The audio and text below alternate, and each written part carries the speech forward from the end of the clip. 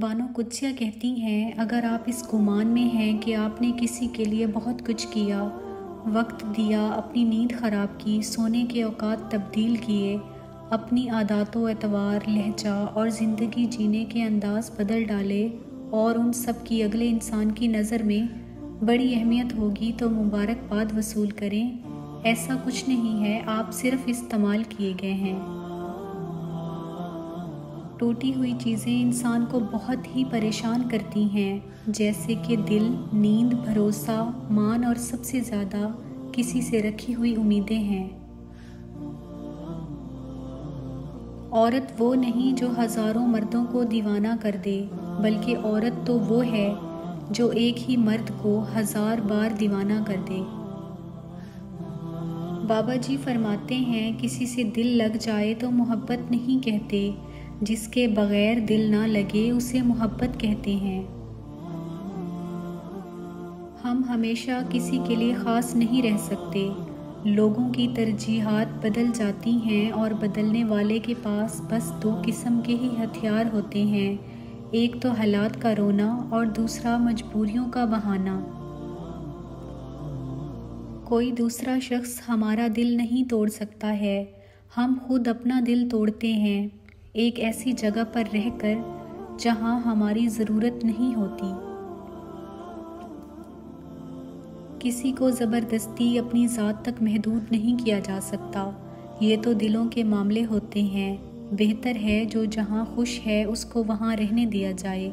کوئی آپ کی محبت کو نہیں سمجھ پا رہا تو کم از کم اپنی ذات کو دوسروں پر تھوپنے کی بجائے خاموشی سے ہٹ جائیں، بکھرنے سے پہلے ہی خود کو سمیٹ لیں، شاید نظر انداز ہونے کی اذیت سے بچ جائیں۔ عورت کی محبت بہت خالص ہوتی ہے، جس سے محبت ہو جائے اس کے نام پر مر مٹ جاتی ہے، وہ جیسے کہتا ہے کرتی ہے، ساری زندگی اکیلے گزار دے گی مگر شرک نہیں کرے گی، یہی اس کی خوبی ہے اور نیک ہونے کی نشانی ہے، جس سے ایک بار جڑ گئی بس اس کی ہو جاتی ہے، کسی اور کا سوچنے سے پہلے مرنا پسند کرتی ہے۔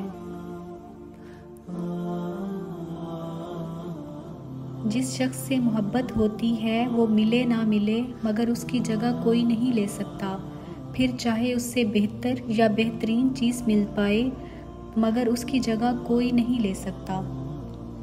لوگ کہتے ہیں کسی کا انتظار بہت اذیت ناک ہوتا ہے، اور کچھ لوگ کہتے ہیں کسی کو بھولنا بہت اذیت ناک ہوتا ہے، مگر یقین جانیے سب سے زیادہ اذیت ناک یہ ہے کہ آپ کو پتہ ہی نہ ہو کہ آپ کو بھولنا ہے یا انتظار کرنا ہے۔ سب کے سامنے اپنے دکھ کو بیان نہ کرو، لوگ آپ کے ساتھ رو کر سنیں گے اور پھر دوسروں کو ہنس کے سنائیں گے۔